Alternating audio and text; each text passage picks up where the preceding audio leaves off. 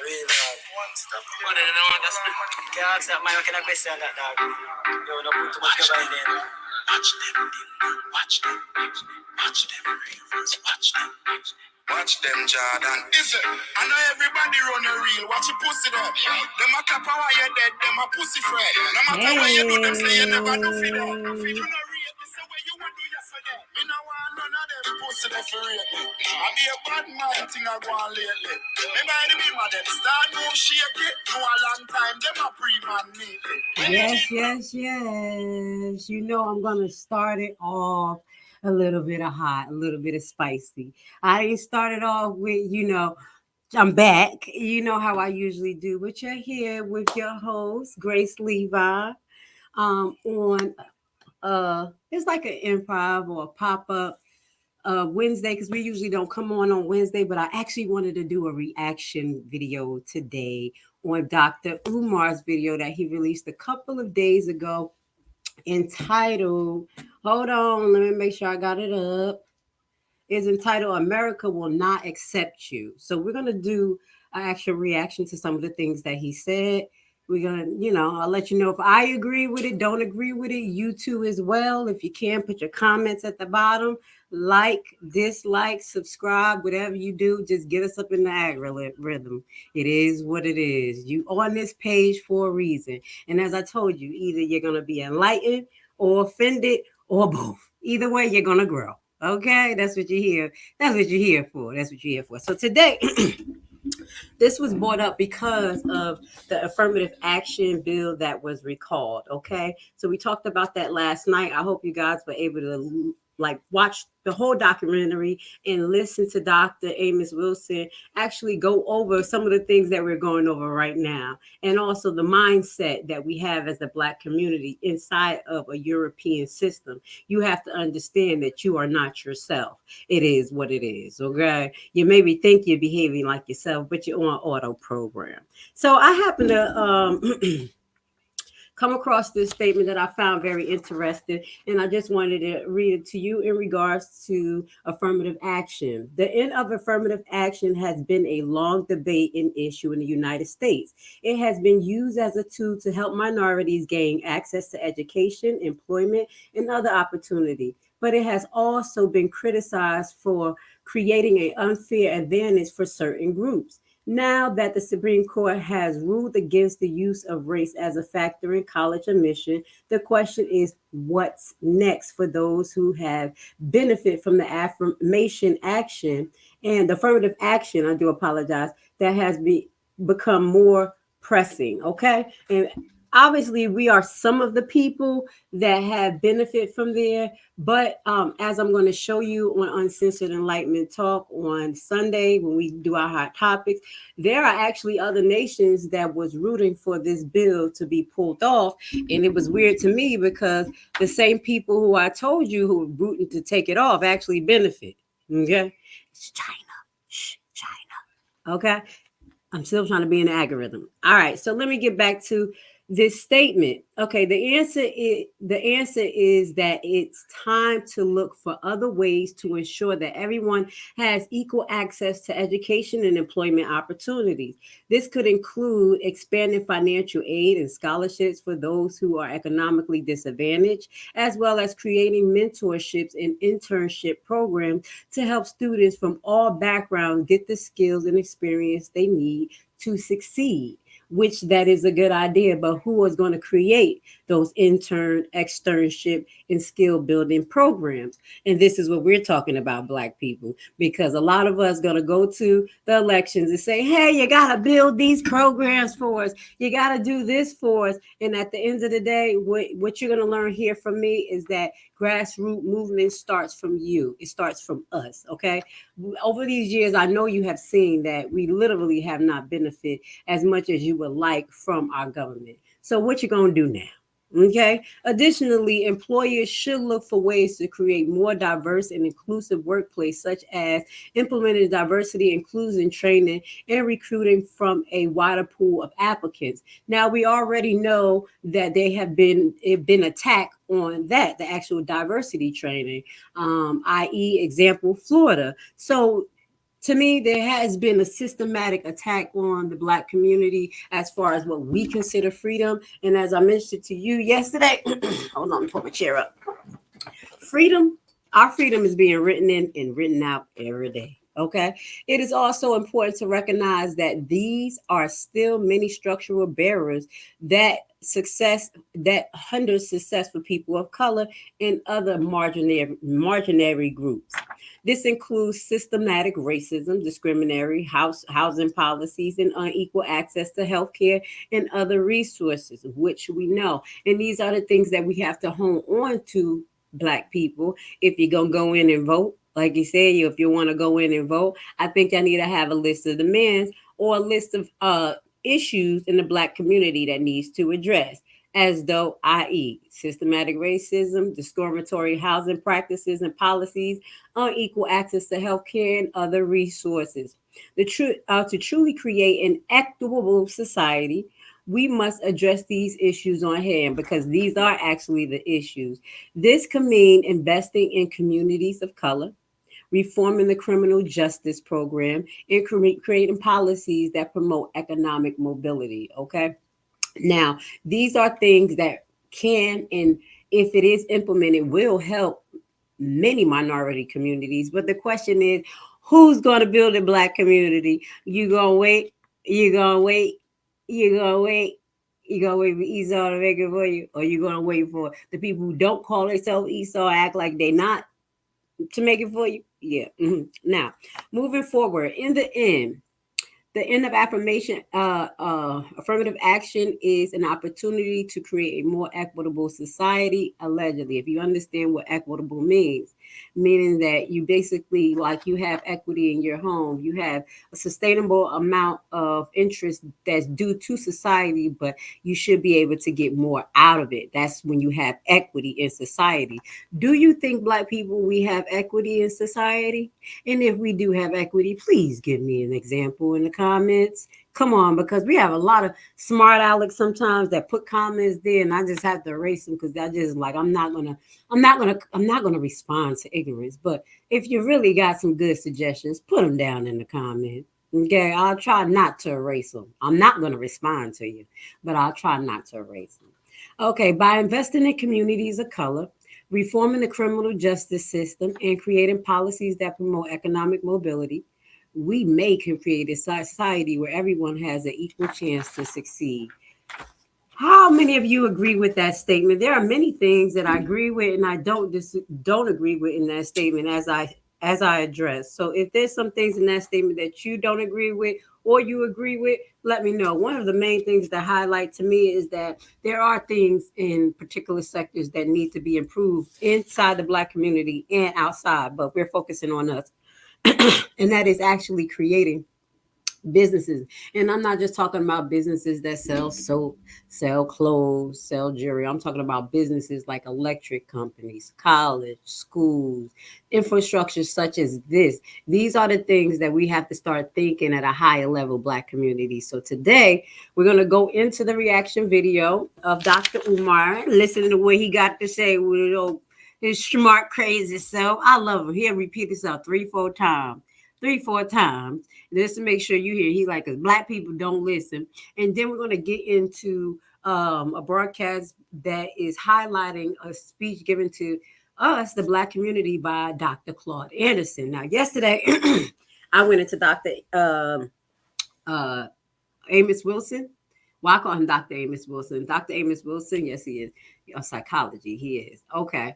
I went into him because I wanted to reintroduce that actual video to the family. And hopefully, y'all can make the connection to what's happening today to actually what he was talking about. And I said, like, he was in the 90s in the 80s into the 90s. And as well as Dr. Claude Anderson is a prominent figure that's still around. Thank you, guys. So I pray that the Black community honor him while he here and literally take heed to what he's been saying, because he told us specifically that our Black vote was not going to get us anywhere this election, and we were going to see it because we did not come up with a comprehensive plan. And he was totally right. So let's get to it. Have I not told you the problem with American Africans? We don't want freedom. We want to be accepted. Mm. We don't want freedom.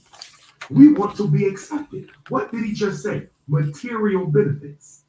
We want the material benefits. We want fuller acceptance into the American social order. That is our problem. I don't want acceptance into the American social order. I want my own banks. I want my own hospital. I want my own school.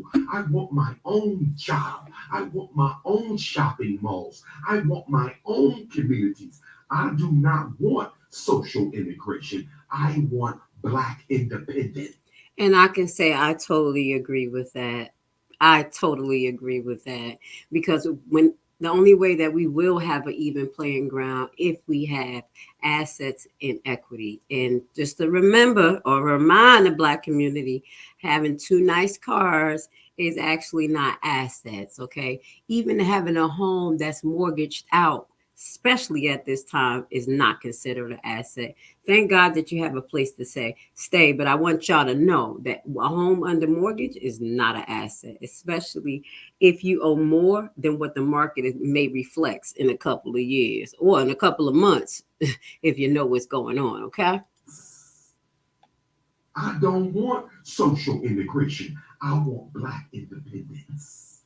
I don't want social integration. I want Black independence. Let's continue. But to get Black independence, in order to get Black independence, we got to be willing to put our money where our mouths are. We are not ready to make the sacrifice necessary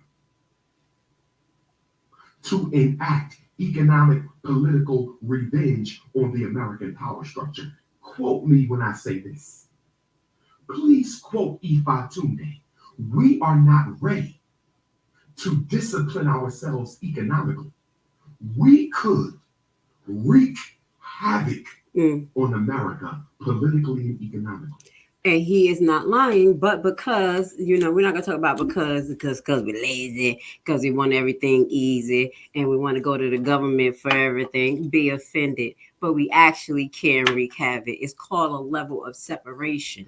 Okay, that means that particular companies, which is I'm gonna keep it real. If y'all understood how the power structure actually works, there is only about less than 50 mother companies in America that pretty much run everything. So once you get a grip on figuring out how these actual companies do their business through trust, through different LLCs, you'll figure out who these mother companies is and start to separate yourself. There's a lot of things that we actually can do for ourselves. I'm just going to be honest. A lot of Black people in their entrepreneur ventures, over these last 2 3 years have built a lot of skills up, and I'm not only talking about household products and just soaps, and some people made detergents. We have a lot of people who have made clothing brand, literally putting these big name clothing brand on hiatus because we have a lot of customizers that came out. Our young Black people are doing their things, and this is how you start to put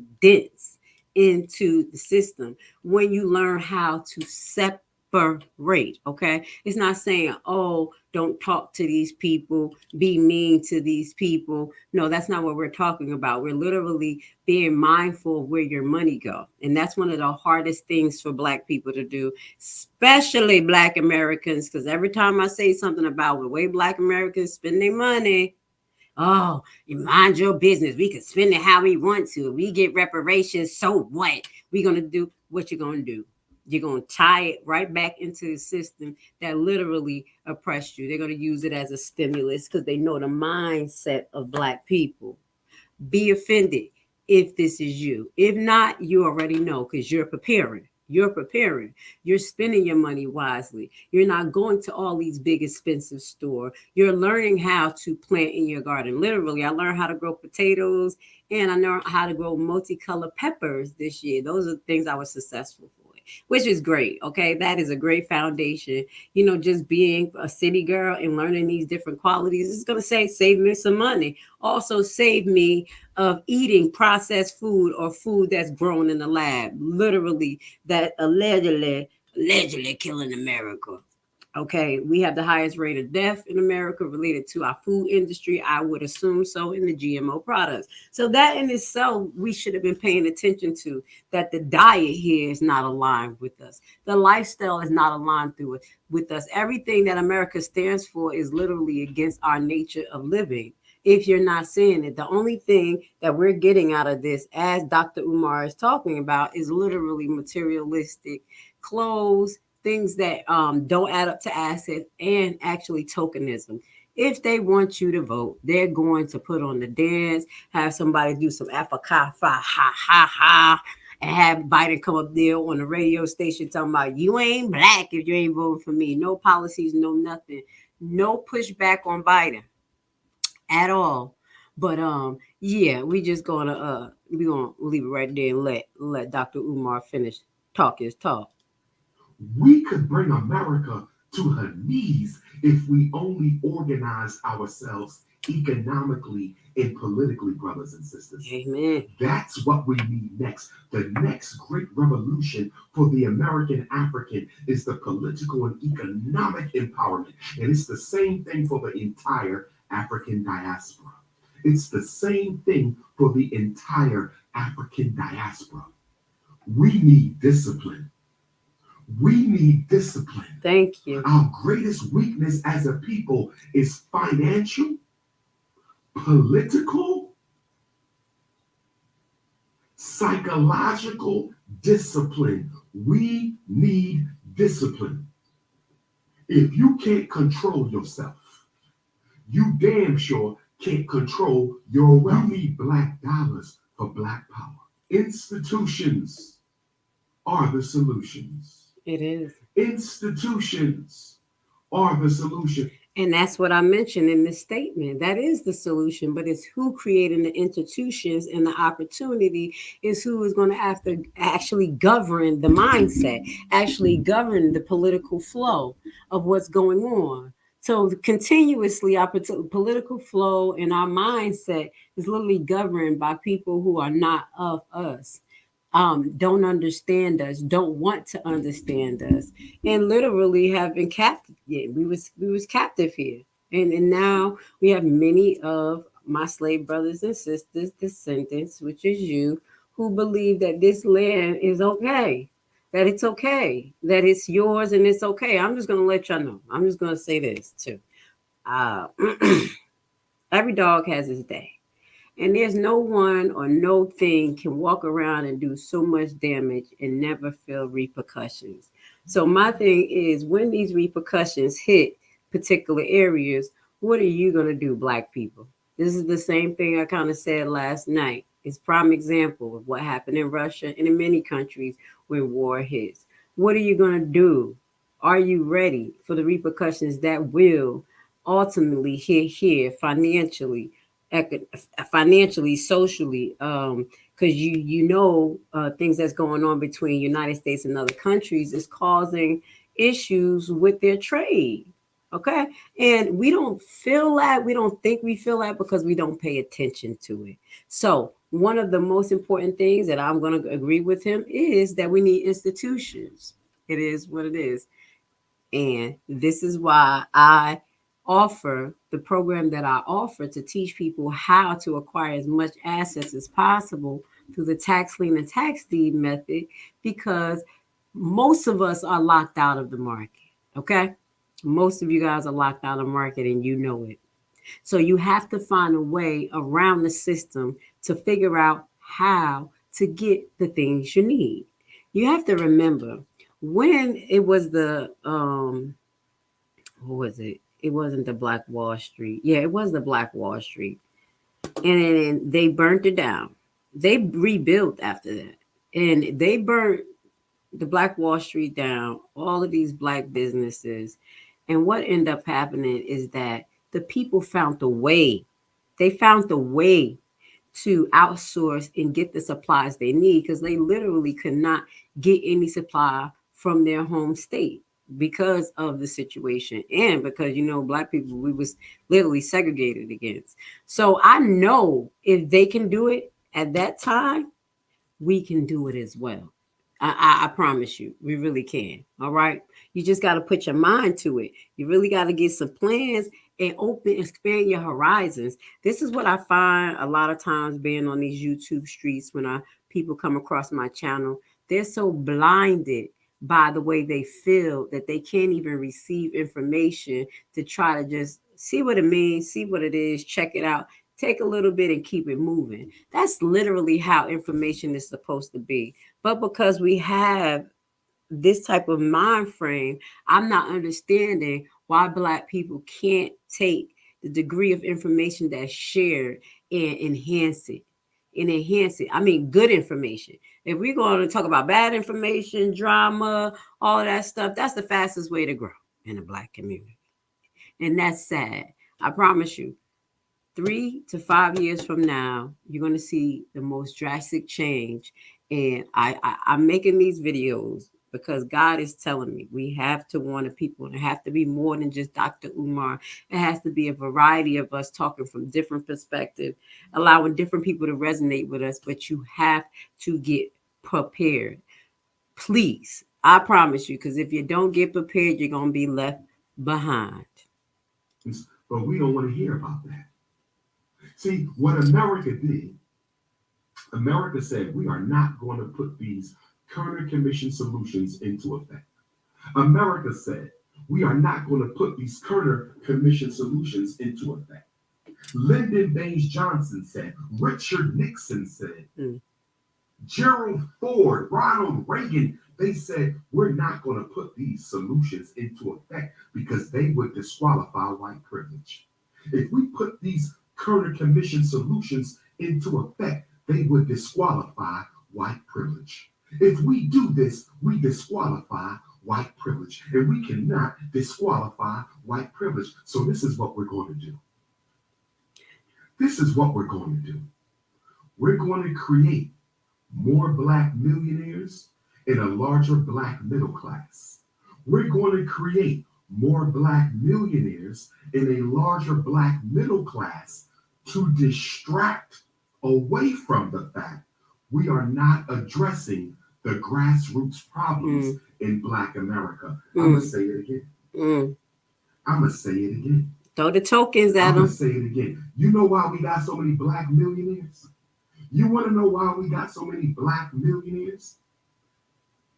You know why? They are tokens. And we're going to look into Black millionaires and a list of Black millionaires and what they do, okay? And their personalities, okay? We're going to go over this in a couple of weeks. Who are they? And see, can we disprove or prove Dr. Umar's point of the mindset of the Black millionaires? Because if you have people up there and they for self and not actually taking this money and putting it back in the community at all, then how are they actually benefiting the Black community? We have to pull together to pull us out of this situation. There's no other way. Other nations do it. Chinese do it. White people do it. Mexicans do it. Spanish people do it. But we seem to be the only nation that just cannot pull together. You don't find that to be a major issue?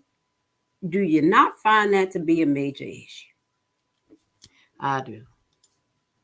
Black millionaires are tokens that the government created to give the illusion of inclusion and progress. I'm going to say it again. Black millionaires are the tokens the government created to give the illusion of inclusion and progress.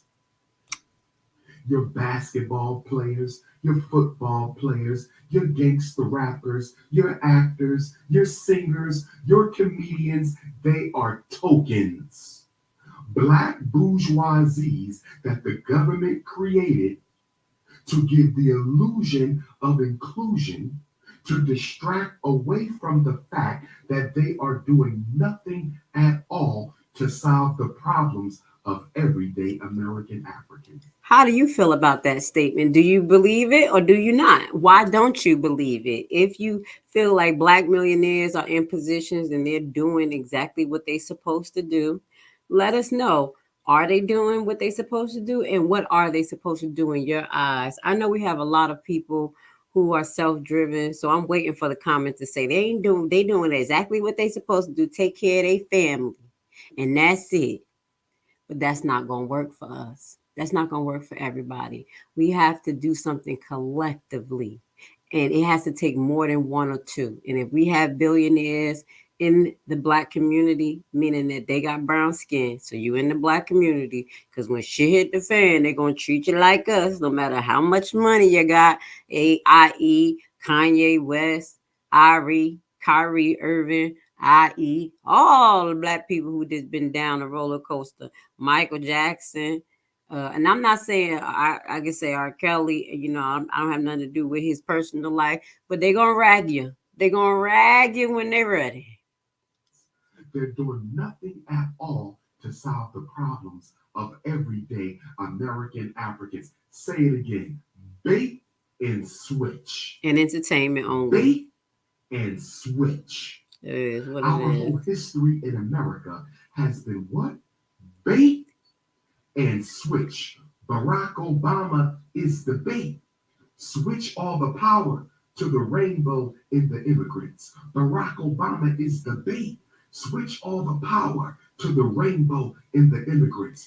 And what I will say, I have to really agree with this statement because since Obama been in the office, this has been the highest push for LGBT, equal rights for lesbians and gays, as well as other nations. And it did start when Obama was in the office.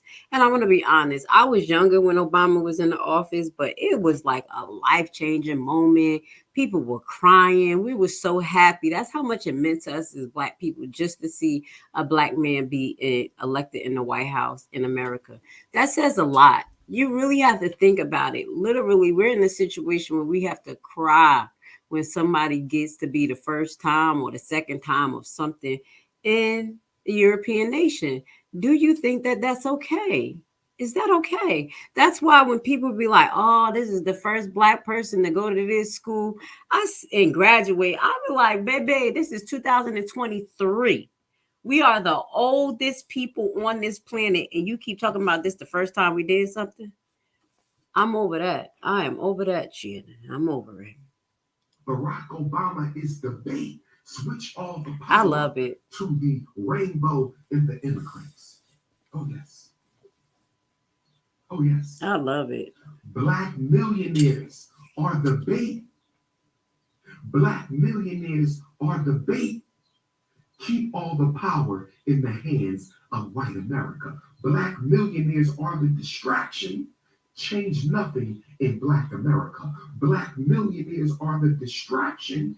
Change nothing in Black America. Brothers and sisters, I will be holding weekly political education class inside the John Jacques Dessalines Nat Turner Gymnasium once the school is open. I will be holding weekly political education class inside of the Dessalines Turner Gymnatorium at the FDMG campus. I have to raise the political IQ of African people. Now, what I want to say is that I pray that he actually does that because that's what we need. I do know another gentleman. He is of Indian descent and he has a grassroots movement. He's actually one of the people who are running for president. What is his name? Um, I'm trying to remember his name. Hold on. When I get it, I'm gonna pull it up for y'all. Ugh, I always watch his stuff too. And basically, he has a grassroots movement that teaches you political science totally for free. And that's what I think Black people really need to learn political science because one, we live in our belief, we live in our feelings, and that is going to get us in deep motherfucking doo doo. Okay. We can't live in our feelings. We can't live in what we believe, how we think things supposed to be, all of this crazy stuff. We just can't be like this no more. So I'm not going to dig this in the hole. I wanted to do a short reaction video to Dr. Umar video and to let you guys know that I totally agree. There's a lot of us that I think agrees with Dr. Umar as well. and know what we have to do. So the ones that do know what they have to do, this is the challenge for you. I need you to follow me on my platforms. On Facebook, I have a Facebook page called Lashley. Okay, you look for me. That's my public figure page, and you're gonna see all the different broadcasts that I put up. I may come up here spicy, cracking jokes, doing that to catch your attention. Okay, but I have a lot of actual um how can I say, really, really intriguing and information for you from different topics. We talk about finance. As I tell you, I am a real estate investor. I have a class, I have a program. I'm live every Monday and Friday. This is grassroots. This is grassroots, okay? So I also have a group called Secure Your Energy, Building Wealth Builders, with the concepts of what is secure your energy. Securing your energy is basically whatever type of energy you put forth, you want to make sure that you can pull that back and use it and have it grow. That is basically building equity by pulling assets. And you have to think about everything like that. Your relationships, if you're at a job that's toxic, as I told you, as a nurse, I know that it was just going to be a ceiling that I can get to because of my spirit, because of who I am and the way I think. And it will be nothing that this system can do to literally make me forget what my people have gone through, is going through, and will continue to go through until we actually repent and get the hell up out of this situation. So without further ado, I'm going to show you my next part of this. This is going to be brought to you by Uncensored Enlightenment Talk. These are going to be our documentary section. We only got 2 up right now, but as you can see, but you can't see, once I get off my live, I have my book. This is about, I made this. Okay, that's my mountain, getting y'all to the mountaintop. Okay, this actually is my treasure box of documentaries that I'm going to start uploading today. Okay, so you're going to watch one tonight, and most likely sometime in the middle of the night tonight, I'm going to find a good one that kind of go with this same subject matter, so we can continue to enhance our critical thinking skills. There's been a lot of things that actually been pulled off of the internet that you guys will never be able to see, and because Lashley Grace Levi is a creep, I'll be creeping, I'll be creeping, I'll be creeping. And God told me, get the USBs, get the USBs. I got a whole lot of ammunition. I was just talking to my son about it. He was like, you got enough information to start your own little city over. I said, you're damn right. So before we get to the second part, you're going to hear a word from our sponsors.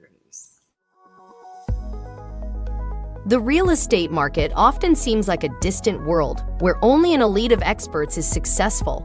In a time of so much uncertainty in the air and bad news, realist investing can seem intimidating. But today, I want to tell you that if you make the right decision today, you can enter the real estate market from the back door. Bad credit record? No credit at all? Do you dread the idea of having a home loan? Do you dream of owning investment properties? You are in the right place and right time, because we have created a program which is a tax lien and deed investment online course of only 14 hours. This course is specially designed for people like you who have big dreams. You will learn at your own pace and everything from your home computer. This is your chance. Join our membership for $19.99 a year. What are you waiting for?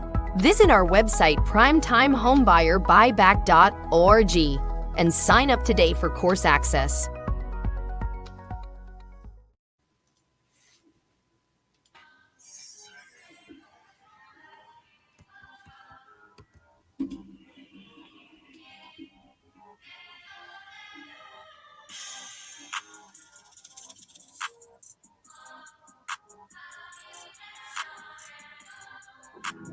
Because you can fake for a long time, but one day you're going to show yourself to be a phony. That's for true. You know what I mean? Yeah. And that's what these, a lot of people are doing these days. Watch people.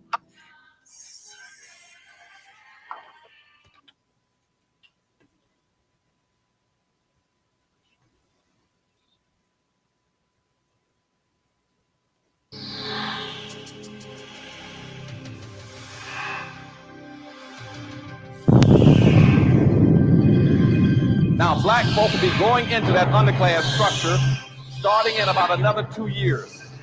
Once we go into it, we'll be locked and frozen in it by the year 2013 or 2010, that general time frame.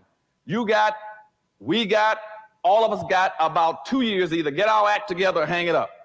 If we don't do some very specific things in that next 2 year period, we will not get out of it, and the window's going to close on us. Mm-hmm. Now, what's going to drive us into this underclass structure? First of all, are the legacies of slavery and Jim Crowism. We are still bearing the burdens and the scars. They were never corrected. That's one of the failings of our leadership in this country. They had the nerve, the audacity to let black folks suffer for 460 years. And at the end of the civil rights movement, rather than going back and saying, let's find out what has happened to black folk for 460 years. Have they been psychologically, emotionally, politically, educationally damaged? Nobody spent 1 minute of time trying to figure out what had happened to black folk over all that period of time. So in the course of the civil rights movement, at the end of it, they say, well, let's pretend that nothing has happened to them, that they were not injured, they were not hurt. And now let's go seek integration and pretend that we're all equal.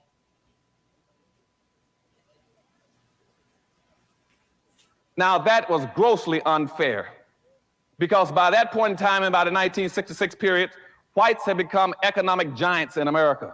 They owned and controlled everything at that point in time. Black folk didn't own anything. Whites control almost 100% of all the wealth, the income, the privileges, the businesses, the resources, and all levels of government. Blacks had nothing. Blacks were 1 foot midgets. And they allowed us then to use integration to walk from our communities, from our ghettos over in their communities, totally disarmed, not understanding anything, blind, naked, and then saying that you can go and compete. Compete with what? And that's what's happening in South Africa right now, where you have black folk now who have been totally subjected to the most brutal form of legal and economic slavery around the world for almost 300 years in South Africa, where whites in South Africa control almost 100% of all the gold mines, the diamond mines, the chrome, the bauxite, the magnesium, the land, the businesses, the farms, the animals. And now in South Africa, they've been told that they're free. Now, anybody in his right mind would have said, hold it a second. Now, if there's been a reform in South Africa, since whites have gotten everything and blacks got nothing, you should have seen on the news a massive flux of whites trying to get out of South Africa. If there's going to be any significant real change, wouldn't you agree? Somebody would have been trying to get out of there. The airports would have been jammed. And you all haven't heard a peep. You know why? Because nothing is changing. Because in South Africa, the dominant, arrogant white society that's been so brutal to black folks still owns and controls 100% of all the gold mines, diamond mines, silver mines, chrome, bauxite. And they're telling those South Africans, you can now compete. And that's the problem in black America. We've been told now that we can compete, and I say, well, with what? And by going into our underclass structure, going to be 7 converging factors going to push us. To get my little summary up. 1, we're going to have an increased amount of conservatism in the country, and I'm going to talk about conservatism in a few minutes. 2, we're going to have a massive, unending influx of immigrants into the country, going to push us down. We have been the number 2 population in America now for over 460 years. We're going to get kicked out of being number 2 and going down to number 3. When are we going to go down to number 3? We're going to go down to number 3 in less than 2 years. Now, when I wrote my book about 4 or 5 years ago, Hispanics at that time were 9% of the population. They've now moved in 6 years from 9% up to 11%. Blacks were 12.3% 6 years ago. They're still at 12.3%. Now you got the Hispanics at 11 and blacks at 12.3. According to the Census Bureau 2 weeks ago in Washington, D.C., they anticipate Hispanics passing blacks right on time, as I had predicted. Now, Wall Street Journal, the left-hand column 2 weeks ago, on the left-hand side of the page, I can send it to you if you want, it says that when Hispanics pass black people, at that time, the whole political structure will shift gears. There'll be a power shift in America. That nobody's going to go to black folk to ask them anything anymore because you're no longer the dominant minority population. They're already preparing for this. They're already creating all kinds of major programs around the country where they would go and check with Hispanics about anything they want to know about minorities. Black folk would get their information through the Hispanic Society. Then by the year 2005, the Asians are going to pass black folk. Then you're going to get kicked from being number 3 down to number 4. At that point in time, you're locked in and frozen because everything you need will have to pass through those two groups. And those two groups do not have your interest at heart. They don't understand your problems and don't care about it. If you can't compete, they're going to say that's tough. And so what we're going to try to do today in dealing with just that one issue, as well as conservatism and the problems of technology in America that's also going to make us push us in the underclass, is to teach you how to compete. We got to understand we got these problems, but you got to understand where the problems came from. And I want to give you a real fast education today, because the real clue to liberation is not only education, it's re-education. And that's what we're going to talk about this morning. I'm going to show you how we got into our dilemma and how we must get out of it. Nothing has happened to black folk by accident. Everything that's happened to you has been systematically programmed through what I call social engineering. You are a victim of historical social engineering. Now let's go back and start dealing with some of these issues. And a lot of this would you also find covered in my book, Black Labor, White Wealth, and the other two books I got coming out this year. One is called Dirty Little Secrets, and the big one is called Powernomics. How do you do it? And Powernomics, if you want to know what Powernomics is, because I'm going to talk about it a little later, Powernomics is teaching my people a new way of seeing, thinking, and behaving. And that's what the whole thing will be about this morning. You got to change the way you're seeing and thinking and behaving. Why? Because I said we've been locked into an underclass structure, because we got two major problems in America. One problem is that maldistribution of wealth and resources that I told you about that's in South African America, where whites own and control everything. That's your number one problem. The second problem we're going to talk about this morning is the inappropriate behavior pattern of black folk. Those are the only two problems you have. I don't care what anybody else talks about in America. It's not worthwhile wasting your time. The problem in America is not drug abuse, crime, low-income housing, public housing, food stamps, welfare, teenage pregnancy. Those are symptoms of a problem. The symptoms are the fact that you don't own and control anything to run you and control your lives. That's the problem. And the second thing is inappropriate behavior pattern. And before I get into inappropriate behavior patterns, let me define that for you. Now, I'm in current day terms, I might call it the Rodney King syndrome.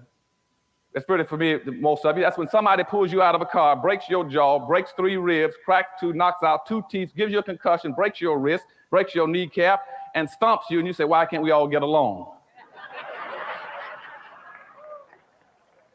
That is inappropriate behavior. Or if I'm in Detroit, Michigan, when I was there functioning as an assistant police commissioner during the riots, and I was working on riot possibilities and techniques in the city, I get a call down by some people who had been involved in a couple of murders. And he said, look, I didn't have anything to do with it, Anderson. I just there, I witnessed it. I said, what happened? Well, you see, they'd had a disturbance in Detroit, Michigan, and the police broke into a motel and found 2 black boys in there with some white girls. And they didn't like that, even though they were in a black neighborhood. They had paid for the room. It was their right and privilege to be wherever they wanted to be. It was between them and God. But the police officers were white. They were very disturbed about this. So what they did, they took those 2 boys on a Friday, and they beat them all day Friday. They beat them all day Saturday. Then by Sunday, they had gotten tired of beating them. They said, well, we just go ahead and kill them. And so one of the officers picked up a rifle, and hit the oldest black kid in the back of the head with a rifle. And the kid was only about 22 years of age. Hit him so hard that it knocked one eye completely out of socket and bulged the other eye and broke the rifle stock. And the poor kid fell on his knees and crawled around and found the broken stock of the rifle, and on his knees held it up and apologized for having a hard head. That is inappropriate behavior. The question should have been, why are you brutalizing me and killing me? What have I done to you? And so that's kind of inappropriate behavior. It's what we've been systematically programming to displaying as black folk in a very highly competitive society. So what I want you all to start thinking about today and all throughout my speech today is not who you're against, but who you're for. I want you to understand that you're in a very highly competitive situation. You're going to be competing to survive and prosper. And that's what racism is all about. Contrary to what anybody tells you, and I just saw a definition of racism in the Washington Post last week by a noted columnist who's a conservative. And what he was really talking about was prejudice and discrimination. He wasn't talking about racism, but he was mystifying the word. That's why I finally figured out why he's always on the wrong side of an issue relating to black folk. He thinks that a black person can be racist. A black person cannot be a racist. Racism is a power relationship between groups of people. That's all it is. It means where one group of people have control of so much wealth and power and resource that it can deprive, hurt, and injure and exploit another group to benefit itself. Never in the history of this earth have black folk ever controlled that much resources and where they can gone out of their way to exploit, injure, and do something to whites. So therefore, racism only started in the 16th century when he began to commercialize slavery against blacks. That's when racism started. There was no such thing as racism before that. The other thing, and before I get into my presentation, you got to understand racism also comes from the word race. Race means group. So whenever you hear people talking about now, you cannot prove racism because somebody fired you from a job, they are absolutely right. And the power structure and all the white think tanks in Washington know that. That's why you can no longer prove racism, because racism does not apply to an individual. It applies to a group. And because I discriminate against you, that's individual, that's personal. It's not group-based, and so you can no longer prove group-based discrimination. The second thing about the word race, remember also, which is very important for our discussion today, is the word race means being in competition. See, they didn't pick house, tree, car. They said racism. Race means being where people are competing from here to there. And we are in competition. That's what racism means. Black people must learn how to compete or survive, or not compete and perish. And so this morning, we're going to start talking about what we got to do. Now, let's go back to when everybody said, where did this start? Let's go back to where it started. It all started in Africa. And as I go through all this, I want you all to keep some points. And when I stick my finger up in there, remember those points. Those are the points that are going to be hurting us today. Those same points I'm going to articulate to you today. Now, all this started in Africa. Let's say about 1441. There was a guy called Henry the Navigator who went around the coast of Africa and he found some slaves and traded some slaves off. And he brought them back to Europe. And he took them back to Europe and he gave them to the Pope as gifts. And the Pope in the Catholic Church was so beautifully appreciative of these slaves that he then said, since you've given me these slaves, what I'm going to do now is award you 300 miles of the coastline of West Africa, which is now called the Gold Coast. So Henry the Navigator was given land by the Pope, the Catholic Pope, and the Catholic Pope didn't even own the land. But he gave him all the rights of 300 miles of coastlines of West Africa. Said it belongs to you. That was in 1441. And so and Henry the Navigator was a Portuguese. So he began to try to encourage other Portuguese to go around and try to find some more slaves. So this is a good thing. We own all that land around there now. By 1487, the Pope then said, so many people began to pick up slaves. He says, what I'm going to do now is put out a public declaration and officially declare slavery to be a legitimate enterprise. And the Catholic Church was the first one to do it. Now, why is this important? Because you see, up until that point in time, slavery was never based on skin color. Slavery was based on three things to put you into slavery. One was an indebtedness, where you owed somebody something and not paid it off. Two was that it's through religious persecution. Or three, you were a prisoner of a war or conflict, and you were now a captive, and they were forcing you into labor. Those were the only three reasons you could get into slavery, until the Catholic Church put out this declaration. And now they added a fourth variable, which says color is now a factor. Now that's very important, because the Catholic Church now had, in previous slavery, in earlier parts of the century, let's say immediately after Christ was born, the Catholic Church played a very pivotal role in saying, as a religious institution, we got an obligation to represent those who were enslaved. And the Catholic Church set up a system that they would go through, whether it was a Greek slave or a Roman slave. They looked after the rights of the enslaved, protect them, saying that even if you're a slave, there are certain things that people cannot do to you. The Catholic Church accepted that responsibility. Now, the Catholic Church now has condoned black enslavement based on skin color. That was totally different But also, the first thing they did, they abandoned any interest in representing the interests of the enslaved, even though they'd done it for everyone else. And all of a sudden, the problems began to develop in Africa. Other religions began to join in. So people say, well, Dr. Anson, how were they able to enslave us? Because we were doing some things wrong in Africa. As the other religions joined in to start enslaving blacks, so did other nations, so did other ethnic groups. And black folk were totally ill-prepared to deal with it because we had been doing some things wrong in Africa ourselves. See, going back to about 765, the Muslims had been trying to get into Africa for the longest because they'd heard about all the gold and silver and the wealth in Africa. And the Muslims had been going around, the Arabs had been going around Africa trying to conduct holy wars against dark-skinned people to get access to the resources. And starting in 765, not 17, but in 765, the Arabs started enslaving black folk. They enslaved on an average of 1 million blacks every 100 years and shipped them out of Africa.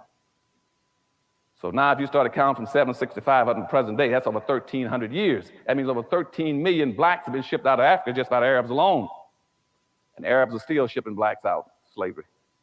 If you go to Ethiopia and Mauritania, you'll now find, in Sudan, you still find blacks being sold by Arabs for actually about $475 a piece.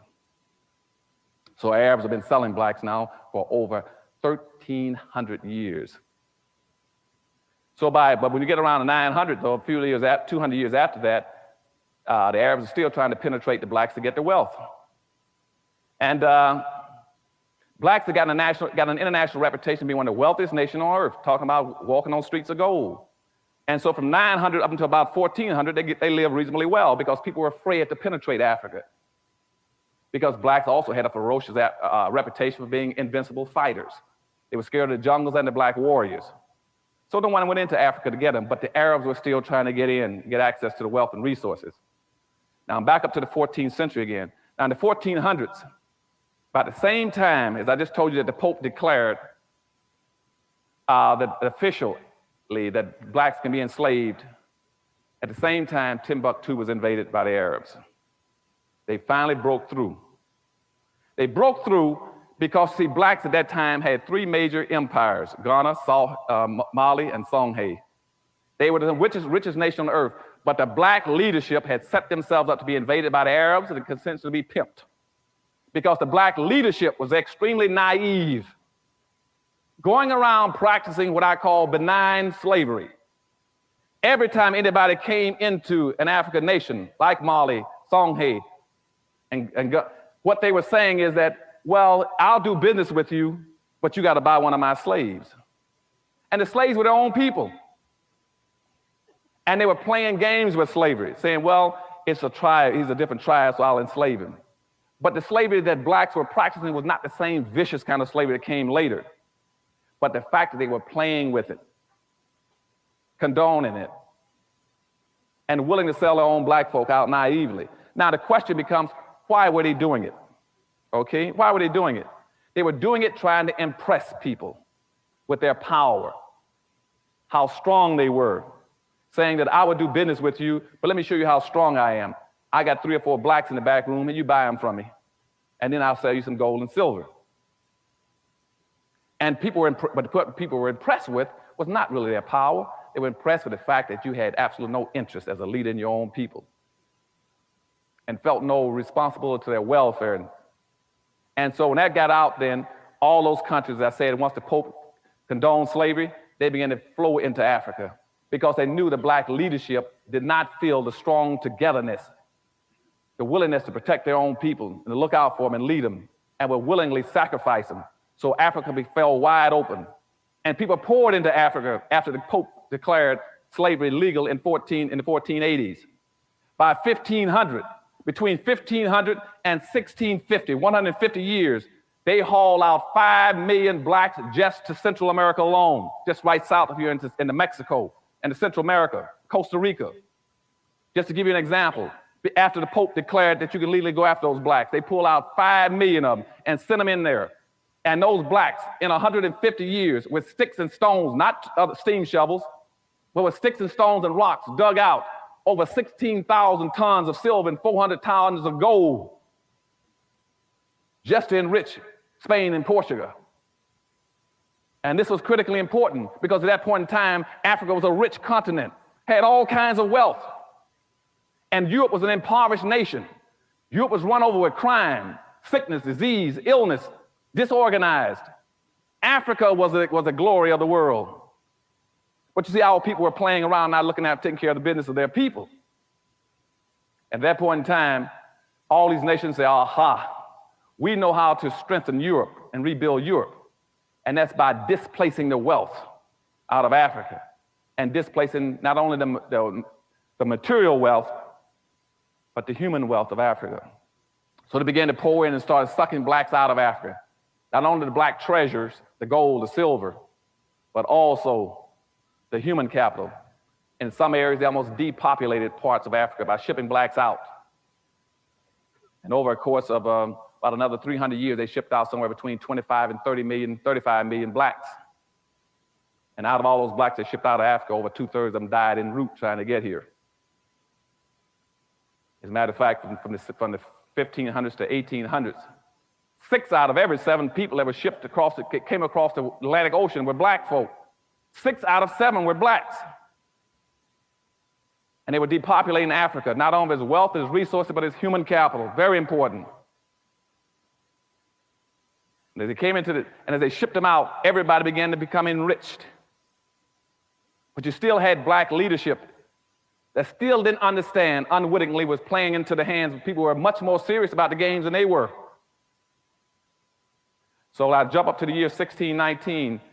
They brought in 20 blacks into America, formally, even though we'd had another group of blacks in here around in the 1500s. They've been floating around too off the PD River in South Carolina. And we'd had blacks much earlier, the Folsom people. But let me don't even get into that. But by 1619, they brought in 21 blacks into Jamestown, formally. And those blacks came in as indentured servants. They were traded by a German warship for supplies. Those blacks were free in about year 1624.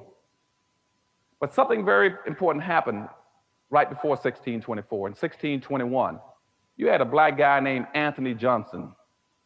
Anthony Johnson came to the United States in 1621, came in from England as a free black.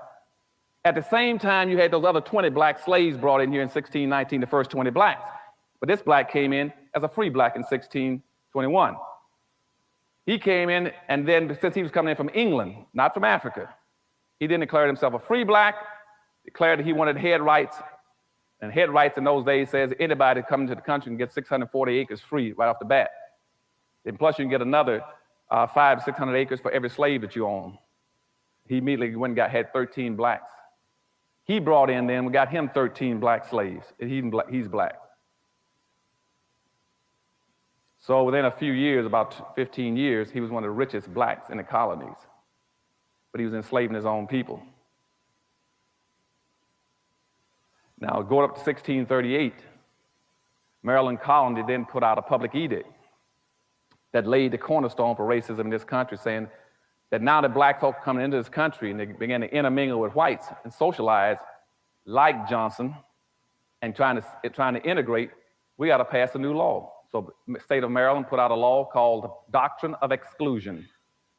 The Doctrine of Exclusion says that no black shall be permitted to enjoy the fruits of white society.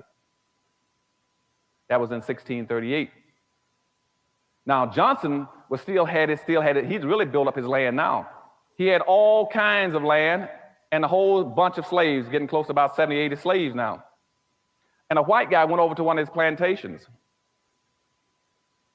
And one of the black slaves there, named John Castor, asked him, says, why am I a slave here with this guy? He says, I didn't know that. He says, he owns me for life. How does he own me for life? And the white fellow who was a plantation owner also said, look, he doesn't own you for life. You know, didn't you contract for indentured servantship? Indentured servantship normally runs 5 or 7 years. What do you mean he's got you for life? This black guy said, I've been working for this for this Anthony Johnson, this black slave plantation owner, for almost 27 years. The guy said, well, just run off and leave. Forget about him. You don't have to keep working for him. So the black slave, John Castor, ran off. But guess what happened? Anthony Johnson then went to court, and he sued the white plantation owner who had encouraged the black to run off. Sued him in court, and the court accepted Anthony Johnson's claim against this black slave, saying that he owned that slave for life. Now, what happened there never had ever happened on the history of the earth with black folk and in this country, where all of a sudden a person laid claims against an individual for the rest of his entire naked life. And it was a black man. And once that court decision was made, whites picked it up and said, aha. So by 1665, all the states then started passing enslavement laws. They went back and took the doctrine of exclusion and say, now, the doctrine of exclusion with Maryland says that black folks shall always be excluded and never be permitted to enjoy the fruits of white society. But after listening to the court decision for Anthony Johnson, we got a good thing going now. So they took that same doctrine and expanded it. And now the doctrine says that not only should black folk be excluded, subordinated, non-compensated, non-competitive managed workforce for the personal comfort and wealth building of white society. That became the enslavement codes, both explicitly and implicitly. And all the states began to enact it then, based on Anthony Johnson's ruling in court that he owns another black person for life. Now the system picks up. We jump now to about 1704. 1704, there's a black kid. There are a whole bunch of slaves coming in from Africa on a slave vessel called the Eagle. The Eagle is heading towards America. There's a young black boy on there, along with some other older slaves. The slaves decide to revolt on the ship. And they took over and knocked the captain down, took over the ship, and took the weapons, and we're in a fight to take over the control of the ship and head it back towards Africa. And as one of the older slaves grabbed a machete, and he said he's going to kill the captain so they can completely have control of the ship. As he swung at the captain, a young black slave jumped up and got in there and protected the captain and took the blows himself, which chopped off one of his arms and protected the captain. And by protecting the captain was able to recover the control of the vessel, put down the insurrection, and they then hung all the blacks who were trying to revolt, except a young black kid who was only 19. When the captain got to America, he gave him to supposedly a benevolent slave owner and rewarded him with recognition, and says that after he's been educated and recovered from his wounds, that he's to be set free. And again, this young boy, he placed more importance on protecting other people than getting his free people out of a dilemma. But he was rewarded and recognized for it. And he personally benefited at the expense of his own people. That was in 1704. 1705, the colonies said, what we need to do now is pass slave codes so we can regulate slaves' behavior, period. Slave codes were passed to tell you exactly how every black person must act in America, what he could not do, and what every white person must do to make sure black folks stayed in line. Then they passed another law at the same time with it, which is still in effect today. It was called the Diversity Act of 1705. You all call it multicultural and cultural diversity. You all understand what I'm saying to you? I want you all to understand history. If you ever want to figure out how to get out of your dilemma, never spend your time trying to work with anything unless you know how it got into place. And then you take it out of place. The multiculturalism and cultural diversity started in 1705. They passed a law at the same time saying, how do we control black folk now? They said, now that we got all these blacks coming to the country, we got a good thing going. They said, because now all over Europe it was being advertised, if you want to become wealthy and powerful, go to America. We guarantee if you go to America, we give you free land and free labor. You'd have to be an idiot not to get rich.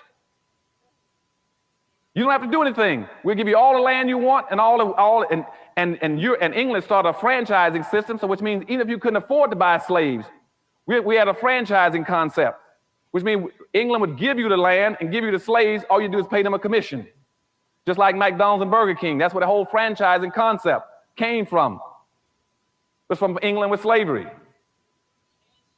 And so people rushed into this country, but they had to set up external controls, saying, how do we control them when they get here? But all these blacks coming into the country, because I just told you 6 out of every 7 persons coming across the Atlantic were black folk. They were pouring into the country, but they want to make sure enough whites are here to benefit and get the fruits of black folks' labor. And so they passed the cultural diversity, which says, the cultural diversity law says, for every 5 blacks you own, you must have 1 white person. You must always have 1 white person there to monitor, to make sure that black folk are being monitored and kept under control, that you understand what they're up to.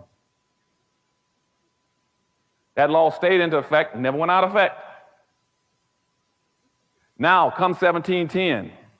Now, when 1710 came, here's the main point of my talk today. 1710 did something that is totally devastating. Totally devastating. The Virginia colony in 17 passed what they call meritorious manumission. Meritorious manumission says, what we're going to do now, if we put up the external controls in 1705, we must have internal controls. We don't have the time to go around and monitor and watch all these black folk coming into this country. We must build in some kind of internal management control. We must build in a way like the Rodney King syndrome, that kind of thing. We must build into black folk an inappropriate behavior pattern. We must teach black folk to see things upside down in a non-realistic manner. And what they did very systematically was like taking glasses and painting pictures on it upside down. And we found out in laboratories in sociology and psychology that even if you paint the world upside down for a person to put glasses on their eyes, we found that the subjects can learn to live upside down. They learn how to adjust, learn how to adjust their reach and what they're doing. And we watched it over and over again in experiments with young people in school, where we paint the pictures upside down and say, what do you see? And the mind has the ability to flip things back over to where the reality becomes the unreal. That the unreal becomes the reality. And once you do that, you got your people nailed to the wall. So meritorious manumission came into effect in 1710 and says, we will reward, we will recognize, we will set free any black person that does 1 of 4 things. 1, if you in fact will save a white person's life. I told you about the young man on the boat with the eagle, 5, 6 years before that. If you save a white person's life, you will get your freedom. 2, if you protect a white person's property. 3, if you invent something that a white person can make wealth and power off of, some kind of an invention. And 4, if you in fact will squeal on, inform on, or tell on your own people. That was called meritorious manumission. Now, you all might say, why is that important? I'm gonna tell you, that was so devastatingly important. And the reason it was so important is because that created a magnificent control system that has never been duplicated. Never been duplicated. As a matter of fact, it has only been replicated 1 time that I know of, and I'm usually pretty current on most issues in this country, psychological, sociological, historical, and educational in this country. Only 1 time it's been duplicated. It was duplicated in the 1950s. The communists duplicated it in Korea. They call it brainwashing. Now, you might ask, what is brainwashing? Now, typically, people in the 1950s, when it happened in the Korean War, we talked about brainwashing. See, now I was a safety and survival engineer for my squadron. I was in a Marine attack squadron. My primary responsibility was to teach my people how to survive. We had a school for brainwashing in Barbers Point, Hawaii. Teach them how to survive.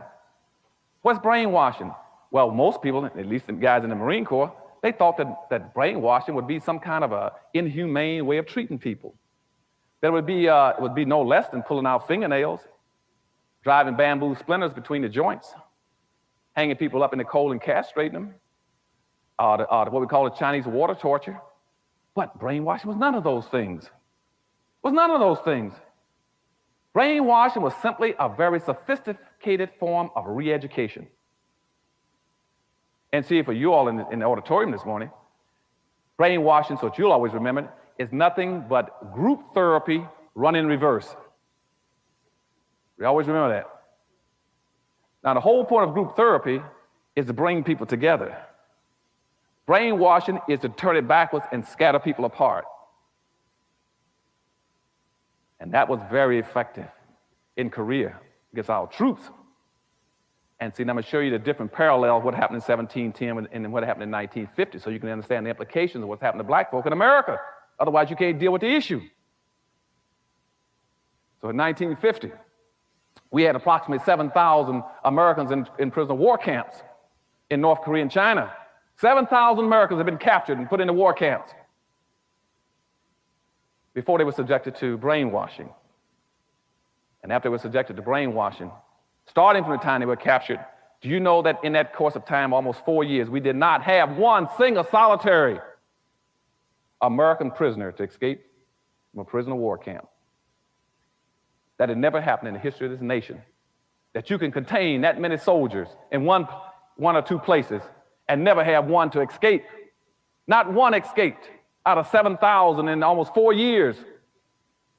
And to tell you the truth, in some of those camps, they didn't even have fences or walls up. Some of them didn't even have guards. And our people could not escape because of the techniques of brainwashing that was used on them. You would say, now, what was happening to them? They were being devastatedly re-educated. And this is the same identical technique that was used in 1710 on black folk. The whole concept of integration was the same thing that today. They scattered them. Now, what happened in Korea?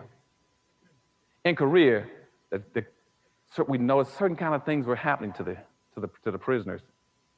They didn't act like prisoners anymore. See, when a guy when he was captured as a prisoner, the first responsibility was to try to escape, not to participate, not to cooperate with the enemy, not to compromise one's principles. But to always try to fight, resist, and get out, and to compete to help your own people to escape if you can. Didn't happen in Korea. Because you see, brainwashing, reverse technique of group therapy, first of all, what it did, it divided the soldiers against each other. Divided the soldiers against each other. And there's a whole revolutionary principle that says that a revolution comes when two people get together and begin to conspire. You can never have a revolution or an insurrection on earth as long as you drive a wedge between the first two people. You drive a wedge between the first two people, you'll never have a revolt. And in Korea, we never had a revolt. Secondly, people can only organize if they get together. But see what the communists did, they started an information system, a squealing system, an informing system. And what we found in Korea was they had the most massive, widespread information system ever on earth, where people were recognizing other people or identifying other people who were planning on escaping. And what the communists were doing was telling people, look, you all got a responsibility now as a prisoner. If you hear about another prisoner talking about escaping, it's your responsibility to inform on him and tell on him. And if you do that, we'll reward you. You get an extra candy bar and apple. And once that happens, you see pretty soon, the soldiers didn't know who to trust anymore. They didn't know who to tell anything to. If he was planning on escaping, who did he tell? He didn't know when the other guy's going to turn him in for a reward.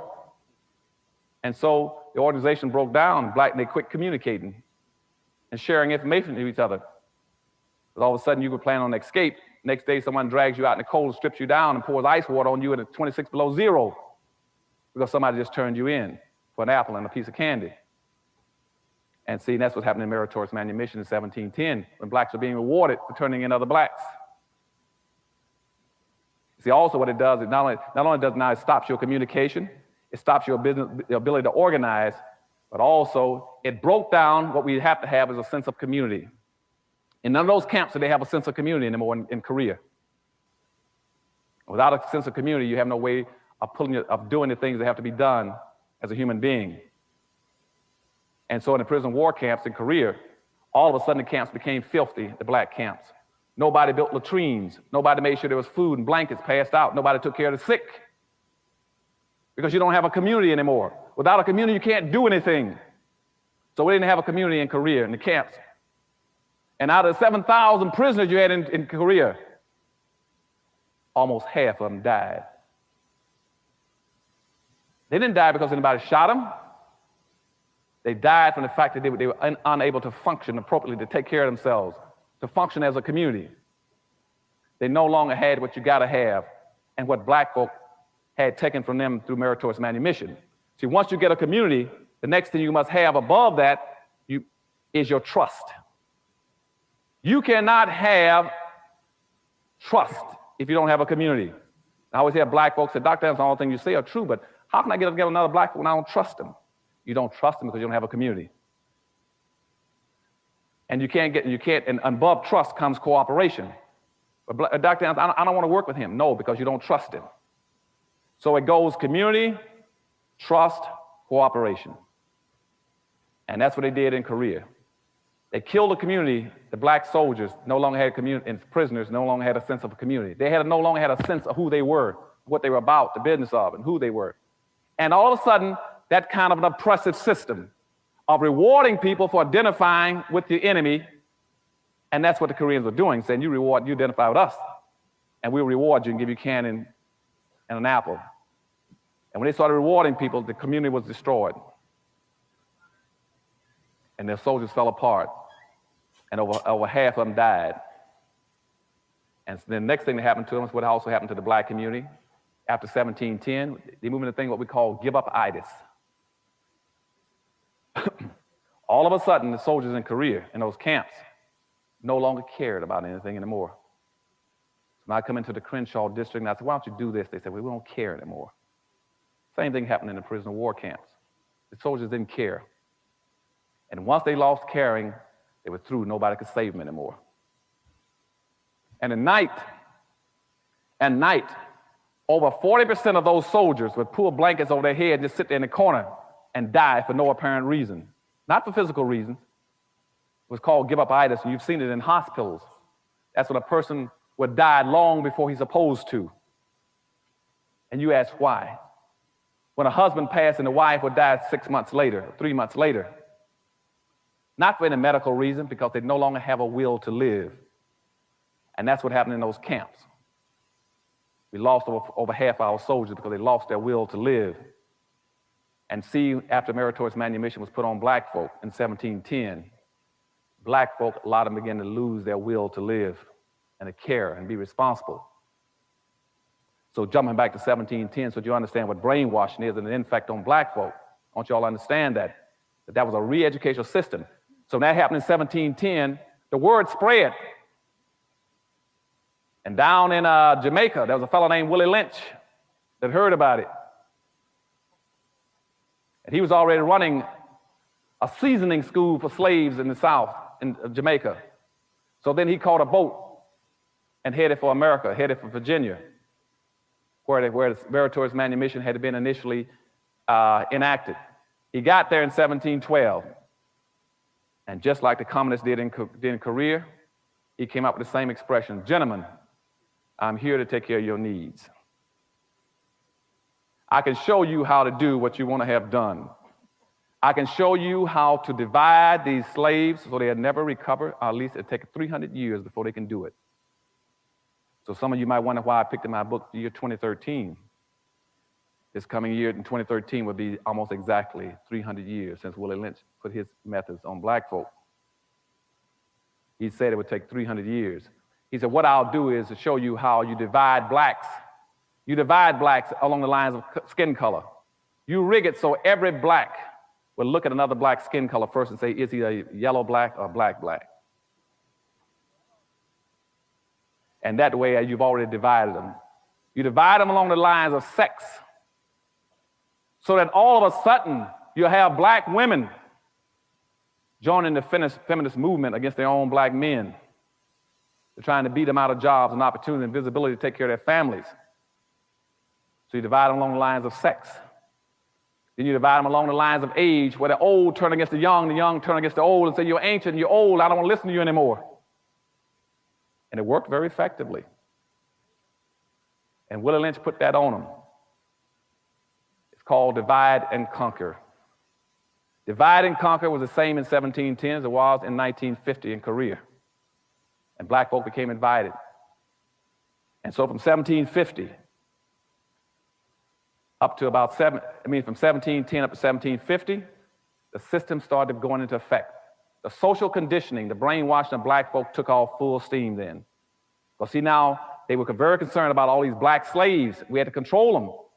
And people said, well, how are we going to control them? And said, the first way, and there are three ways you do it, but the first way is by physical control. Always control a black person physically. That's what slavery is about. The second way of controlling them was called Jim Crowism. Then you control them legally.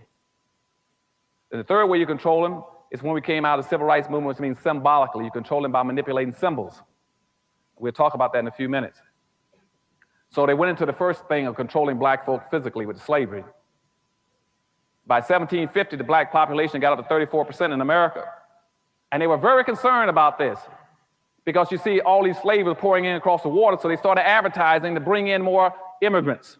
They said, what we need are more white immigrants to dilute. Remember I told you the Diversity Act said we must have so many whites. So we got to have an immigration law that bring in more whites to neutralize blacks out, to keep them contained, to keep them in as a minority. We'll fix it so they'll love that word minority. They'll use it all the time and call themselves that. Even though we know the minority means loser. We'll turn the world upside down. They'll call themselves loser, loser, loser.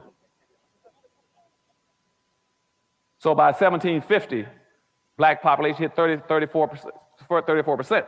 So what the white society started doing then, it says, we must do what they didn't say that then, but the effect was the same. What happened in Korea? We must isolate them. So every Indian treaty from that point on started putting in conclusions saying that you must also stay away from black folk. They built into all the Indian treaties incentives for them not to identify with black folk because they afraid that if Indians and blacks got together, they could overthrow the country. So Indians were given incentives then to turn against black people. And that's why later on you find that the biggest killers of black folk for a long period of time were Indians. Because they were given incentives. For instance, if you raided a town or a village, guess who was the first person you run into in the fields? Was a black person. And see, and you had laws because of the slave codes of 1705 says a black person could not arm himself, he couldn't carry a weapon, he couldn't carry a tool, he could not raise his hand to defend himself, he could not strike back. So Indians said, hey, we got a good guy to raid. I mean, this is like shooting ducks. And the whites knew that. When they put the blacks out in the field, they used blacks for burglar alarms. So every time there was an Indian raid, they the ones that went down first. And that's why all the 5 civilized tribes in America then became slaveholders. All the 5 civilized Indian tribes were slaveholders. Not only were they slaveholders, they were slave traders. And more important than that, in all the treaties, typically in a treaty, they paid the Indians $20 for every runaway slave they chased down and brought him back. And that's why also when the Civil War came, all the 5 civilized tribes in America fought with the side of the South to prefer slavery because they didn't want to lose their money and wealth either. And I still have blacks running around saying, well, I'm half Indian.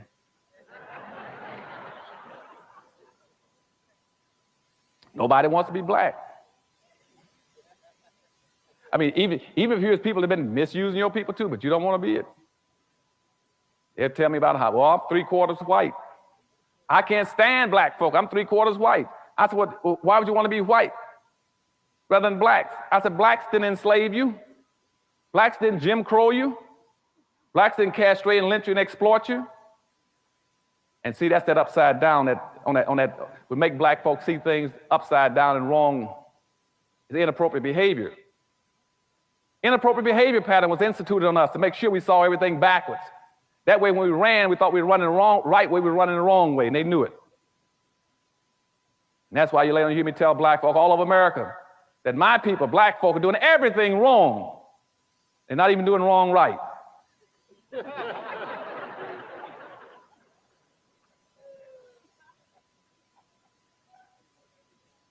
Because everything is pointed upside down for us, so they can't see which way to run. And so at that time, in 1750s, the colonies then tried to figure out how to contain the whole issue.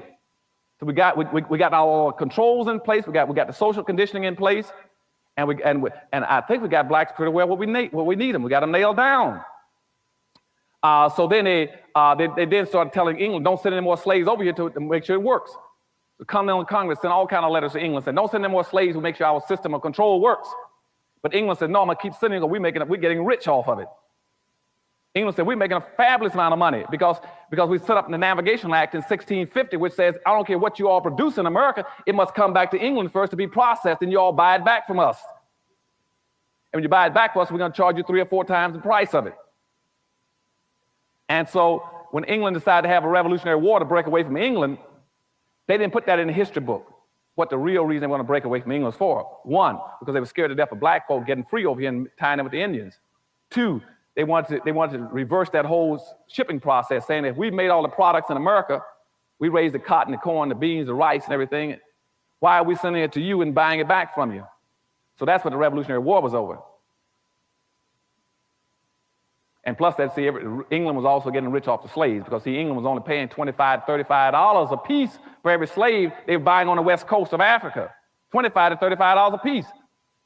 But they created a system called capitalism, which says that I also want a 1,500% return on my money, my investment. Which means if I pay $25 for a black slave on West Africa, I want to be able to sell them in America for $400 to $500 a piece. And so England was becoming a very rich and powerful nation. Like most of it, but that was not only England, but you had all the other slave countries became rich.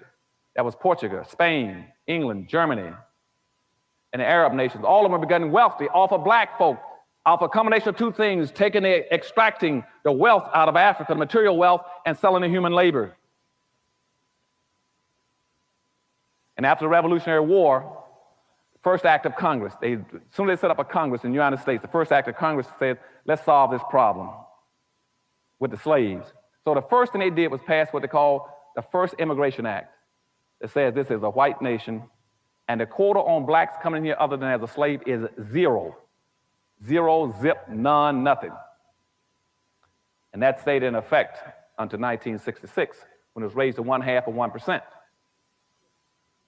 And I still see black folk displaying inappropriate behavior. They can't figure out why you cannot get Haitians into the country. I said, God knows, don't you know what your law is? The reason you cannot get Haitians into the country because they're still fearful of you getting a large, significant black population and being a threat to the society. I said, anytime you got boats floating around off the west coast of Africa for 3 months, you had over 3,000, 4,000 blacks on there who were sick, starving to death. Not one single country offered to bring them in, not this country. At the same time, this country has had refugee programs for every racial and ethnic extraction on earth but black folk.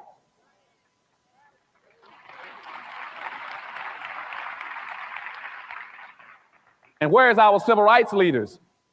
Where's our black leadership? Why aren't they raising issues about it? Instead of them going down there and say, why can't blacks come in from the islands and from Haiti? They do the same thing because they're seeing things upside down and backwards. They do the same thing the whites do. Say, well, what we need to do is invade that country and make them stay there. Let's improve the conditions there. And so that way they have nice places there. Rather than say, no, you didn't improve all the conditions in Mexico, and El Salvador, and Nicaragua, and Hungary, and all these other countries when the people came in. You didn't improve all the conditions in Vietnam to bring in the people. Why do you keep asking these special things, blacks? No leadership will raise the questions. Because you see, no black leadership in America wants to raise the real issues about why we cannot raise our population and others can. In a social democracy where the majority will win and the minority will lose, we are the only planned, systematically, permanently classified minority. Which means that we are the only people who will always lose based on immigration laws and the quotas coming into this country. Unless we start to develop some very specific ways of dealing with it. That's what powernomics is about. I start telling you got to start changing the rules, turn things back upside down. You got to always practice, how do you get to be the majority? Never do anything where you're going to be a minority. Do it where you're going to become the majority. Don't move to be a minority, move to be a majority. And we're going to talk about that a little later on how you play these games and learn how to win in powernomics. But you see, as I said, by 1790, the law had locked us out as the only permanent loser. And they said that anybody losing in society from now on, it would be black people. They're the only people that cannot increase their population significantly to be a threat to this country. By the late part of the 1790s, they said what other kind of external controls can we put on black folk? Because now someone want to learn, someone want to try to join the religious movement in this country. And in religion, we say that everybody's a brother. And if we baptize them and make them a Christian, how do we deal with that fact? So they passed a law saying that Christianity did not relieve your heathenism for a black person. And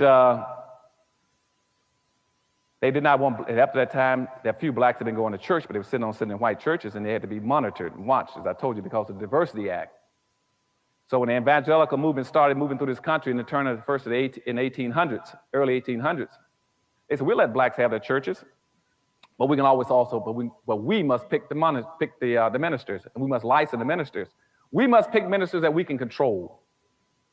No black preacher can come into America unless he is controlled by the white establishment, unless he represents our interests and our values, unless he teaches our form of Christianity. Now, this is very important. Why? Because you see, before, religion was always used to help a population group. When it comes to blacks, we cannot let religion be used to help them. You see, the Catholics, church took care of all those groups who call themselves Catholics. Jews, priests, took care of the Jews. And even today, you go into the conflicts in England or Ireland, where you see the Protestants and the Catholics fighting. I guarantee you that the Protestant members will be representing their people and protecting them. I guarantee you that the Catholic priests will be representing the Catholics and protecting them. If I take you into the Middle East with the Arabs, I guarantee you Khomeini will be taking care of Arabs. Only in America can I find black ministers who can be bought and sold to be against their own people. Nobody else will let you do that. No population will tolerate that except our people. And that's what I call inappropriate behavior. Inappropriate behavior pattern when you let your own ministers sell you out. It's not in your best interest. What I mean by sell you out is because by the early 1800s, the whites said, well, we're going to have black ministers. We got to have to Christian them to make sure they do what we want to have done. They must teach Christianity the way we want it taught, to where it is an external control device on black folk. They said, what are the rules? One, that every minister we license must teach black folk. And when you talk about the slave and the master in the Bible, that you're talking about the white man and the black man on earth. Two, the minister must teach black folk that they're to be loyal, faithful, obedient, respectful, and all those other good things, and honest, so that white people don't have to worry about them stealing as a slave. Because you know, black slaves had a nasty habit of going around stealing scraps of food because they were starving to death. And they would tell them they must be industrious. Which, see, white folks wanted you to work a little harder. So they use the term, he's a lazy slave.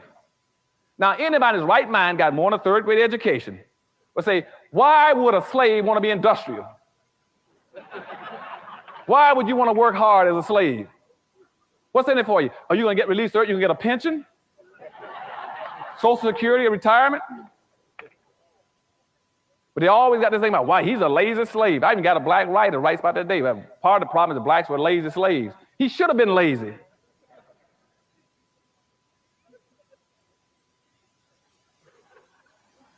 The third thing they put on you is that, well, the black ministers must also teach them to get pie in the sky after death. They're going to turn their world upside down. So while everybody else is competing to get resources, to get wealth, to get power, black folk are saying, I'm waiting for mine in the sky.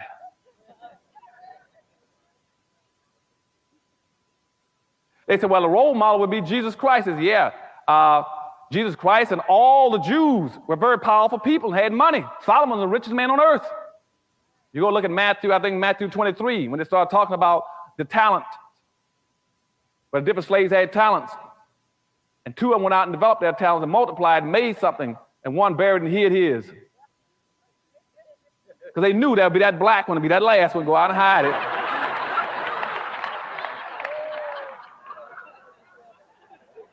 Y'all understand what I'm talking about? Now, but during that period of time, though, in the 1800s, when they started putting all the religion on them, they started controlling them, a few blacks said, well, wait a minute now, because something just happened down in Haiti. Now, I know that I can guess in the future, y'all aren't going to let the Haitians into this country. But in the 1800s, what happened was Toussaint Overture. Toussaint Overture took his little band of rabble-rousing blacks in Haiti and beat the devil out of all the French troops. Ran them raggedy. Beat the devil out of them. Now, that was important because, for two reasons. First of all, that is the only time in Western history where the white society blinked and black folk took advantage of them and beat them. Y'all remember that? Only time in history that blacks ever broke free of that conditioning system I told you in 1710, the same one they used again in the Korean War. And again, the reason I want to point out that system to you, that brainwashing system, why is it so important? You all remember this and why it's so important. And that's why I must give the dominant white society praise for this. I mean, there's some very smart people. Very smart. Why did I say that? Because, you see, the people that put that system on black folk in 1710, they had the equivalent of a third or fourth grade education. And here we are today, 250 years later, or 200 some years later, almost 300, and black folk with doctor's degrees and master's degrees can't figure it out.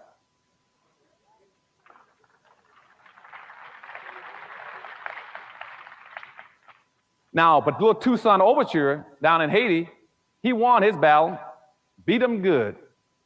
Now that meant when he beat him though, they finally tricked him and said, well, now that you've beaten us, wouldn't you like to come together and integrate? He went to discuss it with them at a meeting. They captured him, put him on a boat and shipped him to someplace in Europe, some country way up in Iceland, one of those, I think Finland or someplace. And they froze him to death up there in the prison. Because he went to co-op, and I told you in Korea and the brainwashing techniques, there's another principle that says that anytime you want to control anybody, I can control anybody who's willing to talk and compromise and discuss with me. I can get him to compromise. And see, what we're trying to teach our soldiers was called a code of conduct in Korea, which says never talk to your enemy unless it's on your turf and your terms. And see, right now, I'm assistant police commissioner, I'm working as a therapist for prisoners. Anytime I get somebody to communicate and talk with me, I got him. If he'll speak to me and answer my questions, I got him. Sooner or later, he's going to break down and tell me what I want to know. The way you resist is you don't communicate. You don't compromise your principles. They can never beat you then. And see, and that's how they got Overture. They asked him, don't you want some integration?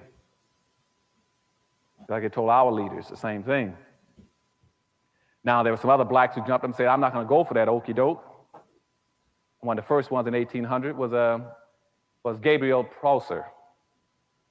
Gabriel was an extremely smart black guy. He says, I just heard about what Toussaint Overture did down in the islands. And said, if Toussaint can do it, I'm going to do it here. He said, I'm going to do the same thing. And he did some planning and you couldn't believe. He worked, he planned, he schemed. Prosser really worked on his thing. And he planned one of the most devastatingly, strategically well-planned insurrections on earth. Now, but before I tell you what he did, let me go back and make this point. I tracked between 1710 and 1860, and we had a possible 150 to 200 possible slave revolts. And in all 150 to 200 of them, a black person squealed in every one of them and got his meritorious manumission and his Willie Lynch badge card. And so when Prosser was trying to pull his together, He planned his scheme. And for the day he was supposed to have his big revolt, would you believe one of the most severe storms that ever hit Virginia came in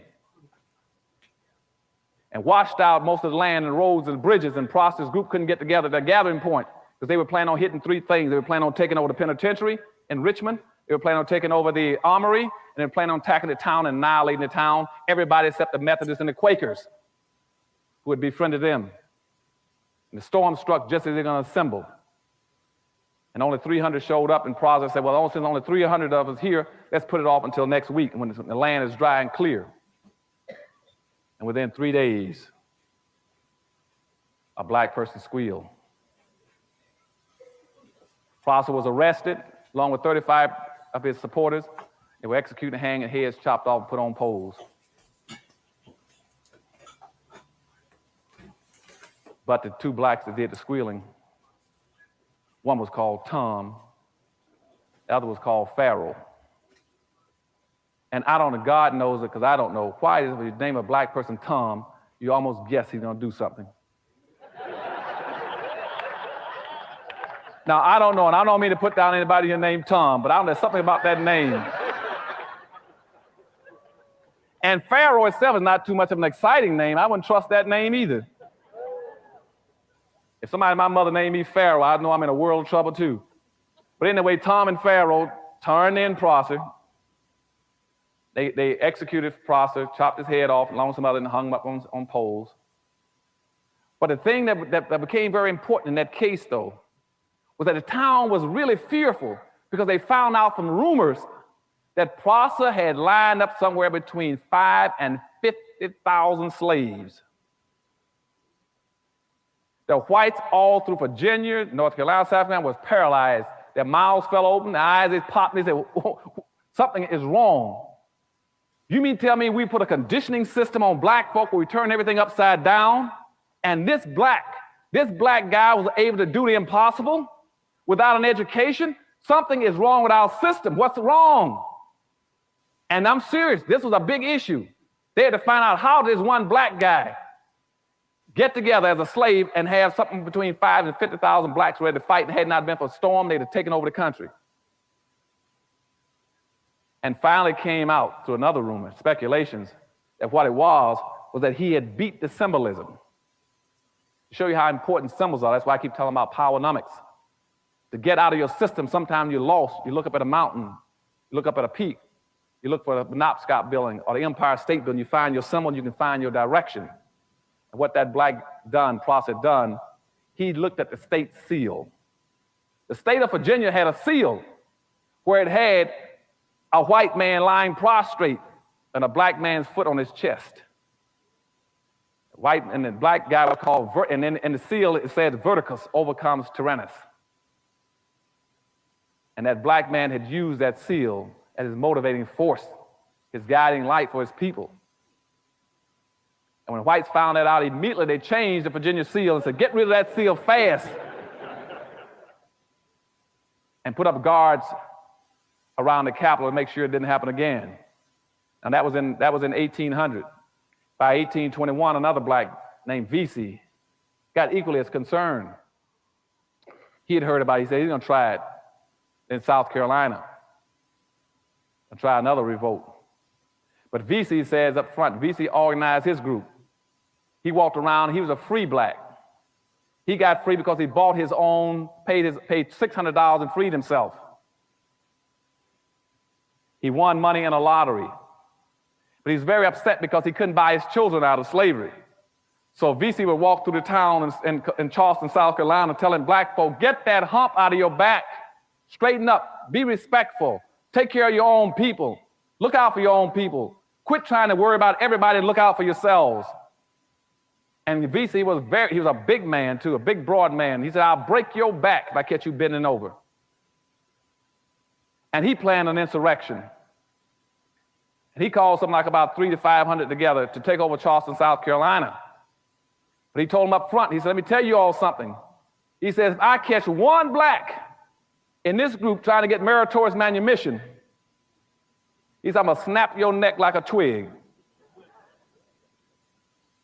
And he planned a revolt. And unfortunately, again, 2 days before his revolt was supposed to occur, not only was he squealed on once, he was squealed on twice. So VC was picked up along with about 37 of his people and hung. Because again, they sold him out. Then by 1831, Nat Turner, you already know about, tried the same thing a few years later, in 31. Nat Turner says that I'm not even gonna go through those changes. I'm not gonna do what VC did. I'm not gonna do what Prosser did. I'm not even gonna play that silly game. He said, what I'm telling you I'm gonna do? He said, I'm gonna break out of here. I'm getting me a knife, gun, sword, stick, tools, bricks, anything I can get. I'm killing anything I see that moves, crawls, jumps, walks, or talks.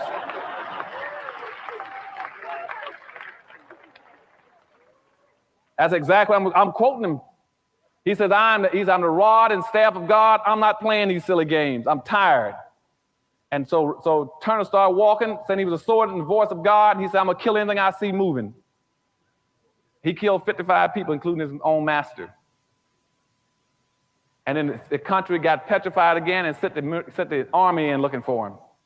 They searched for Nat Turner for 2 months and couldn't find him. He hid out because he killed so many people. Until one day he needed food and went down to get some blacks to get some food. And guess what happened? Turned them in. And so that took care of Nat Turner. Same time, there's one other black, though, which is my hero. I don't know how much time I got. How much time? Long as I want. Okay.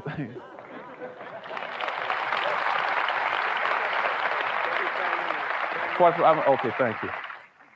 You see, you all are so nice. That's why I love coming to this city. Boy, I swear. I love you. I'm going to move out here pretty soon.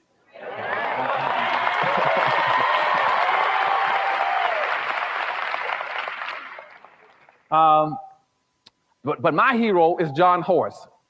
We start talking about inappropriate behavior versus appropriate behavior. Now, here's a black man at the same time period displayed what I call appropriate behavior. No Rodney King stuff, you see?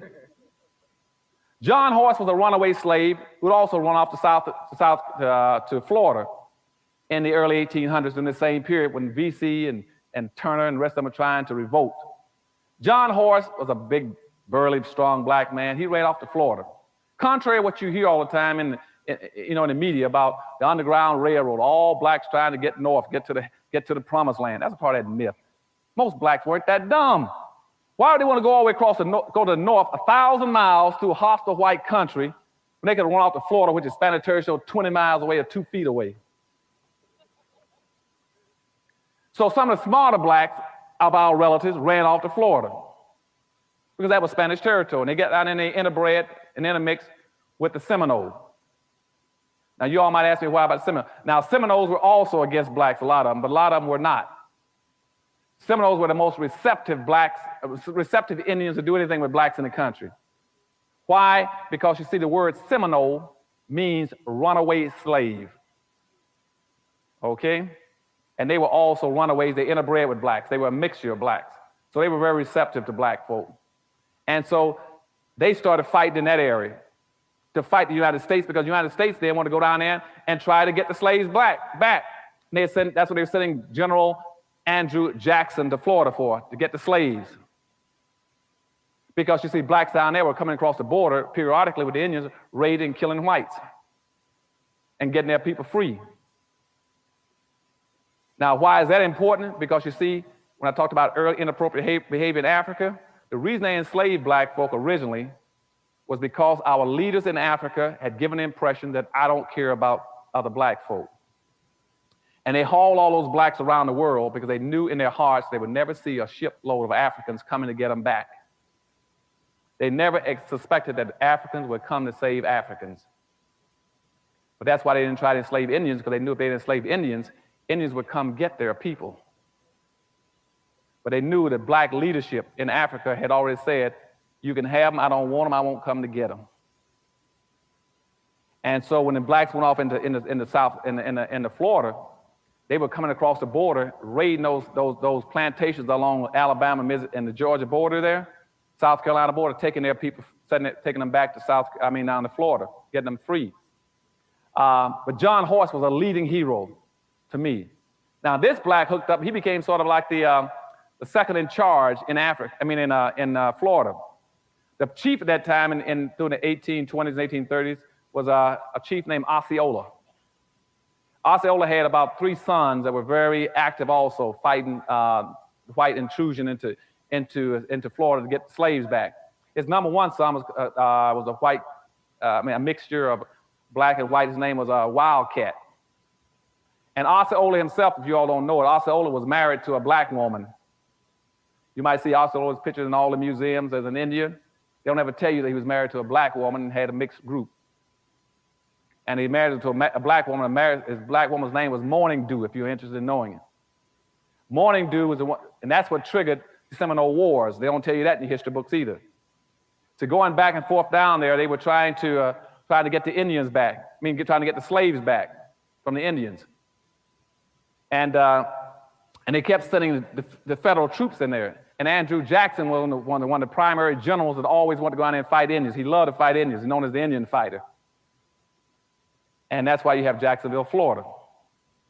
Because he was going in there, again, fighting Indians and trying to get blacks back.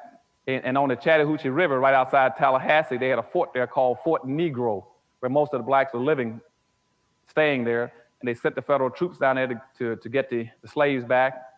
Then the federal boat came up the Chattahoochee River to Fort Negro, and most of the blacks were out with the Indians raiding and fighting, and left the women and kids there. And so the federal troops fired on Fort Negro, 1 shot, and a shot rolled into the armory and set off the explosion and blew up the entire fort, and was nothing in there but black women and children. And that really made them hostile. The blacks were hostile this time. So now, that triggered the Second Seminole War. After that, they decided to have a truce. They said, we'll have a truce if we sit down with Osceola and his warriors, John Horse and the rest of them. And at that point in time, they met. Before they met, they went and kidnapped Morning Dew and told Osceola that if you want your wife back, you better turn some of those black slaves loose and meet with us. And when Osceola went to the meeting to discuss getting his wife back, they kidnapped him and put him in prison. I think up in Fort Sumter, South Carolina. He died of consumption and exposure. And so at that point in time, John Horse and Wildcat went berserk. Then they started fighting. They fought all the way throughout Florida. And finally, they ran them out of Florida. They went out west and led some of that whole movement called the Trail of Tears, all the way out to Oklahoma territory. And but the only people who were fighting in this country against the United States at that time was John Horse and Wildcat and his band of blacks. They had carried their own women and kids with them. That is the only black man in the history of this nation, and I'm sorry to say no school teaches that. That's the only black man in America that's ever stood up to America and fought him, and not as a slave, but as a man. Nobody else has ever done it.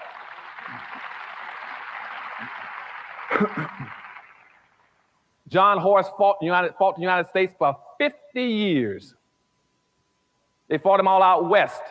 They chased him all down through the west, through Oklahoma, through Texas, and finally chased him into Mexico. He went into Mexico and stayed there for about 5 or 6 years and came back again, he and Wildcat. They tried to set up their little village again, but the whites out there, the racists kept raiding their camps, shooting them and killing them. He kept fighting, and they finally killed Wildcat, shot him in the back with a shotgun and killed him. And then John Horse finally just gave up and got on his horse, allegedly, and just rolled off back into Mexico. You never heard from him again. But he fought for 50 years, the only black man. You can talk about any civil rights leader you want to. If you had a hero, that's the only hero we ever had that fought and says, I'm not a slave and I won't take it. I'm not Rodney King or anybody else. And so, they found nobody ever knew what happened to him, but he rolled off. That was John Horse. Now, this whole meritorious manumission policy is in effect, moving along at the same time, this control system. About 1852, a lady named Harriet Beach Stover wanted to write about it. So she then wrote about the whole thing. She interviewed a guy whose name was Henderson, which you all know as Uncle Tom. He then told about the story. She wrote a book called Uncle Tom's Cabin. But in that book, contrary to what most people think, Uncle Tom was not the bad guy. The bad guy was Sambo. And so I'm asking you all as my brothers and sisters, please in the future, don't call a black guy who you know is worthless and trifling. Don't call him an Uncle Tom. That's complimenting him. Call him his real name, what he's entitled to, and that's a Sambo. Any black person, any black person sells his own people out and will do them in, he is a Sambo. Now, what is a Sambo again? Going back to Meritorious Manumission in 1710, the whole conditioning process, the whole brainwashing system, the whole social engineering system says that you must teach black people to see the world through the eyes of whites. You must see everything through their eyes. You must accept their values, their superiority, whatever they think and feel, and that way we got you contained. And that's why when you see somebody like Colin Powell, somebody running for office, they say, well, you can run for office if you see the things the way we want to see them. If you want to be conservative, you can run for office. If you want to place a lot of importance on abortion, you can run for office. If you want to talk about being anti-taxing, you can run for office, which means if you see things the way we see them as a black person, you're safe. You're acceptable. And if you don't want to do that way, then become an athlete or an entertainer. So therefore, you identify with the rest of those blacks in the country. You stay away from them. They're bad. And you start going on, you try to go get a penny out of an athlete and entertainer, do something for the black community. They're going to do it. Their advisors won't let them do it. The agents won't do it. Their promotion people won't let them do it. They're going to identify with your community because, again, they have now already died and gone to heaven. Okay, so when Harriet Beecher Stowe put out her book, what she tried to tell black folk is that Uncle Tom was not a bad guy. See, Uncle Tom, you read that book, and most blacks, 90% of blacks never read it. They always call another black, he's an Uncle Tom, he's an Uncle Tom. He's not an Uncle Tom. If you read the book Uncle Tom was a guy who would not beat black women. Uncle Tom in that book was a guy who would not beat other blacks to make them pick more cotton. Uncle Tom was a guy who would come in at night and take cotton out of his own bag and put it in other black folks' bags so they wouldn't get whippings at night. Uncle Tom was a guy who would not tell where black folk were hiding when they went across the river and they broke free as slaves. But Simon Legree, the white slave master, had a black that followed him around named Sambo, who always says, you show me, give me the right, I'll show you how to trees the coons. I'll show you where they hides. And see, and that's the guy. See, his role responsibility was going back to Meritorious Manumission. I told you about where you got to protect white folks' property and protect their wealth. He says, I will protect it and find it for you. And that's why you read in the movies and books that came out after Uncle Tom, you always had a black guy, a black slave, was running down the road saying, Master, master, here comes the army. Let's hide our silver and gold. And you all say, our? How did it get to be our? You know, he always wants to say something that doesn't even belong to him. And that showed up all through history. And today you got the same kind of personality doing it. And now he's not saying let's hide our silver and gold. He's called himself a conservative. I'm also against affirmative action for black folk.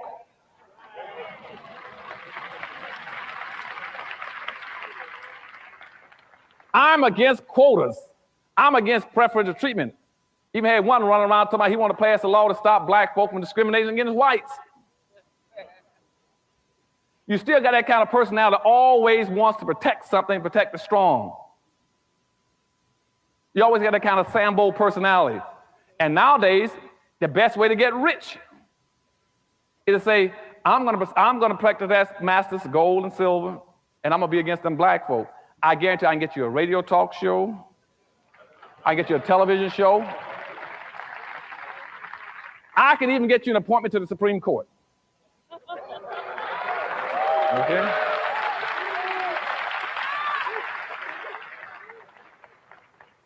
You tell me how many black folk you want to sell out, and I guarantee I'll show you how to make money. Because you see, every ethnic group, every religious group, every racial group, every political group has always made money off of black folk. Okay? And what I'm going to start talking about in Powernomics when I come back here in the fall is to show you all one thing. I'm going to tell you, time is up. You have made, as a race, you made every religion, every ethnic group, every racial group rich. There is nobody else left on earth to make rich but yourselves.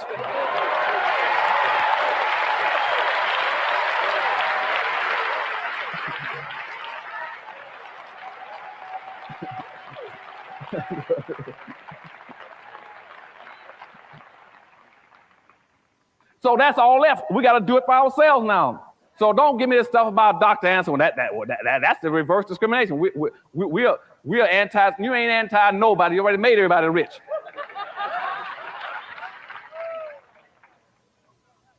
Now we're talking about, well, Dr. Anderson, what you're preaching isn't that segregation? Or let me tell y'all something.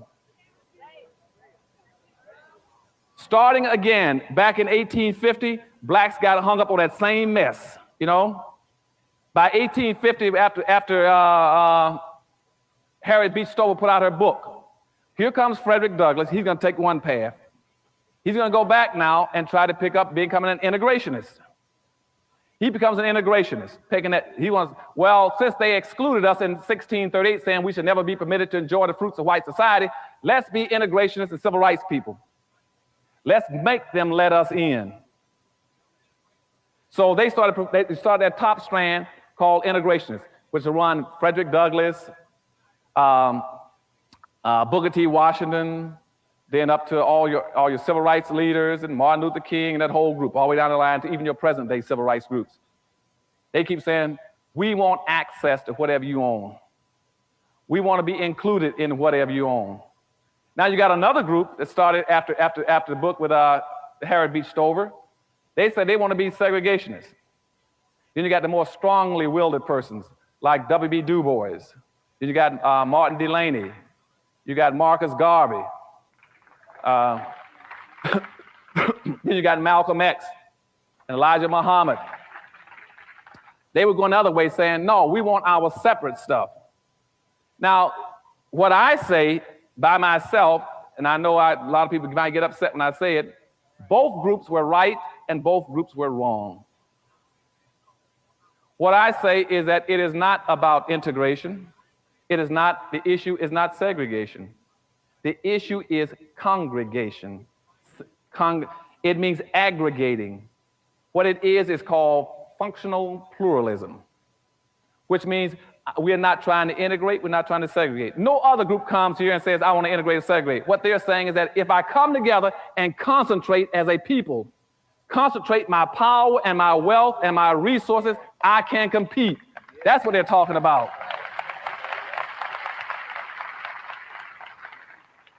And please, since I love all of you all and I'm going to move here with you, don't let them trick you all anymore with them upside down glasses.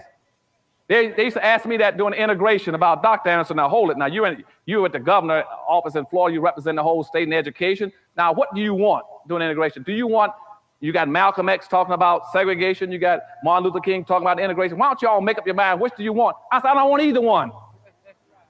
I want the same rights and privileges that everybody else got to go to either one of the sticks. Don't try to put me on one end of the stick.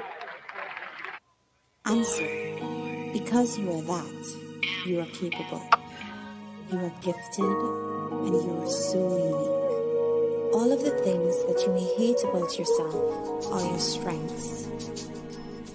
It's okay to be soft. It's okay to be opinionated. It's okay to be different. And it's so okay to just love you. The world awaits to receive you. Answer. Because you are that. Would you like to learn a brand new and innovative way to invest your extra money that has a low barrier to entry and low competition?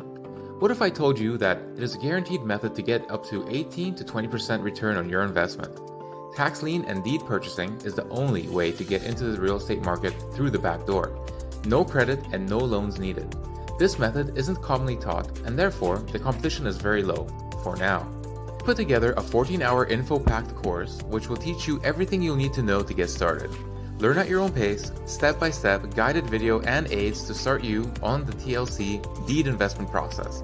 The course offers many learning tools for new investors, helping ensure you safely invest in tax liens and deeds. Contact us today and join the buyback team.